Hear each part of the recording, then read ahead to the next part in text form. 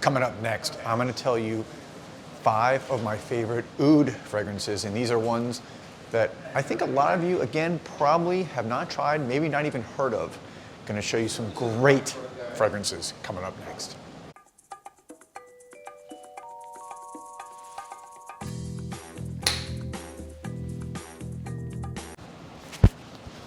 Welcome back, everybody, to Joel the Nose, doing a little mic alignment there. Okay, so you saw from the introduction, oud fragrances are things that here in the West, I'm not going to go into a history lesson, but relatively new, much more popular. Let me adjust the camera just a little bit. It kind of like went sideways there. All right. You know, in the Middle East, it's probably one of the most dominant and favorite notes or scent profiles. And here, you know, I still run into a lot of people that I think are a little bit nervous of oud. They get a little scared of oud. They don't quite, you know, think that they can wear it. But it is such a wonderful fragrance, and if you put it on the skin, it's where the magic really happens. And so let's just get right into this. I'm going to give you 5 really amazing oud fragrances, 5 of my favorites. See what you think here. First, and this is going to be in no particular order, from Boadicea. Boadicea, the Victorious, does oud as well, or maybe better than almost any niche fragrance house that I know. Truly special stuff. I could have picked a bunch of them, but I'm going to go with Asraac. Asraac, to me, the reason why I picked this one is it is a little bit more expensive. Boadicea is one of the more expensive niche houses, but they are worth the quality if you want to splurge. And the reason why, again, I picked this one is because the opening is really kind of light and citrusy with, it's got like pineapple and bergamot and lemon and cassis, which is like a very green note. So it's got this kind of green, almost citrusy note, but the oud comes through right away. You can pick it up and also pick up some wonderful rose in there. So I think this is, again, for people that are looking for maybe a fragrance that they want to get into oud, they want a really high quality oud, but they want something that's not going to necessarily overpower you with what people consider that stinkiness or stinky oud. Asraac. All right. Now, to go to a completely opposite type of oud smell, but one of my favorites from Ramon Monegal is Alhambra oud.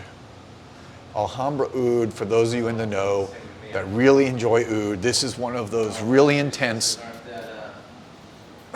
really intense, stinky ouds. Got to put it on your skin. If you smell it on paper or you just kind of smell it in the air, you may be a little bit nervous or scared of it. But for those of you who are a little bit more daring, who love oud, this, again, when I said earlier about how it works magic on the skin, oud does, this is one of those fragrances. You know, love the bottle, as always. Some of the coolest bottles on the market.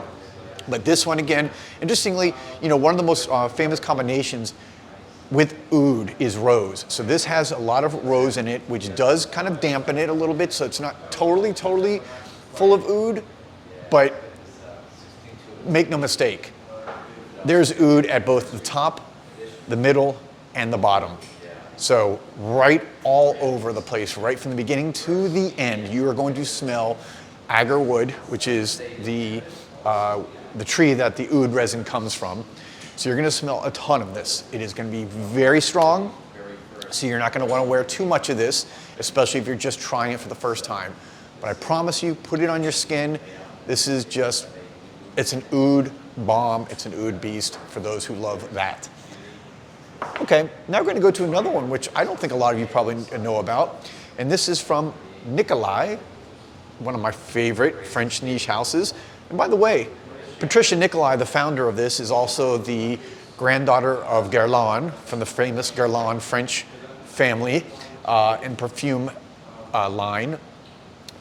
She started her niche house, was one of the very first ones over 20 years ago. I think it was actually almost 30 years ago that she started her own niche house. The very first perfume was a legend, New York Intense. That is, you know, kind of a legend in the fragrance world. But Incense Oud, this is, I got sidetracked because I love talking about perfumes. Incense Oud, what I really like about this one is it's got musk mallow, which is like the ambrette seed, which gives it a nice, really freshness at the top. Musk mallow and ambrette seeds are some of my favorite, absolute favorite perfume notes. You've heard me talk about musk mallow is actually a perfume that Irene from Therapia by Aroma does. It's beautiful. That's a much more clean, light fragrance. This is going to be a beautiful, sexy, fresh oud. Again, there's rose in here, as usual, but this is really about the incense and the oud, that's again, a little bit of a unique combination. I don't think any of the other fragrances I'm talking about here today have incense, and that's why I really like this one, because incense is one of my favorite notes. It gives it, just sets it apart from a traditional oud, like rose and oud, which are so common, but this one with that musk mallow and that incense really makes this one special. Very wearable, very good for both men and women. I would say this is a really wonderful unisex fragrance for the women who are looking to maybe try some oud also. All right, next, one of my favorite fragrances, really of all time, from Ormond Jane, and that is Taif Elixir. Taif Elixir, oof, this is special. This would be technically, I guess you could call it a flanker, because there's an original Taif from Ormond Jane, which is a rose fragrance. What they do with the Elixir series, and she's done this with other fragrances, they take the original and they basically give it a nice dose of oud. So it basically is really almost exactly the same, but they put a nice punch of oud in there that is going to just dial it up to a whole nother level. If this was Spinal Tap, I would say this goes to 11. The other one was at 10, this is 11. It is one of my favorite from Ormond Jane, and one of my favorite really overall. She uses the Cambodian oud here. You know, oud, there's different oud. There's oud from India, there's oud from Asia, there's oud from Cambodia, which is technically in Asia, Southeast Asia. But Cambodian oud is one of my favorites. It's not, to me, as, oh man, this is just so good. Taif is such an amazing rose fragrance, one of my favorite rose fragrances, and when you put that with this Cambodian oud, it just, the combination is perfect. Again, a very classic combination, rose and oud. But when you look at, I don't know, there's some spiciness at the top because she's got some cardamom in there, which almost gives it a little bit of a citrusy feel. Cardamom, I'm sorry, not cardamom, saffron. I'm getting my notes mixed up, but it's got some saffron and some pink pepper and dates, the fruit, which gives it an interesting, again, difference from your typical oud fragrances. Taif Elixir, this one is so classic, it's so classy. It's one of those fragrances you would wear for like a special event, or maybe you're going out to an award show, or maybe you're going to dinner, or maybe you have a big business meeting or a first date. This is one of those really special fragrances, Taif Elixir from Ormond Jane.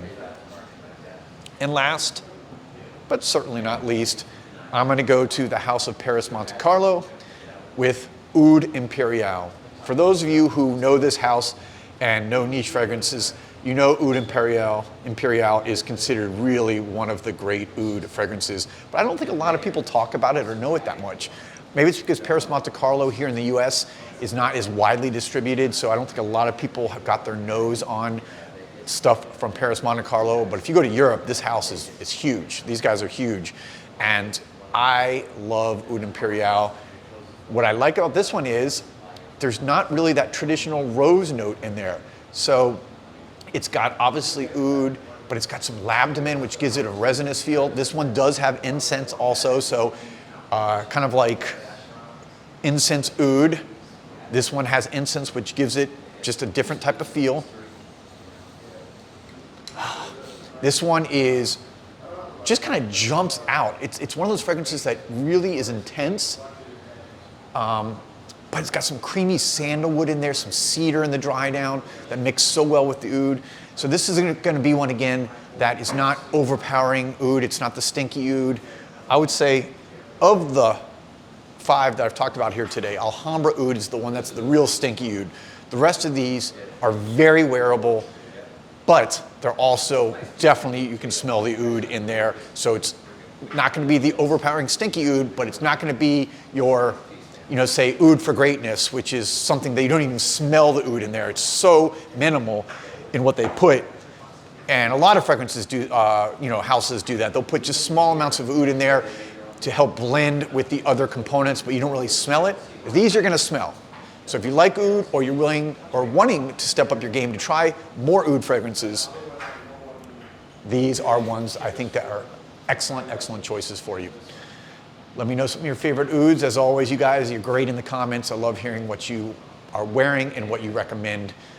I like to try it out as much as I can, so thanks for the recommendations. I'll be back soon with another video. Peace, love, and perfume.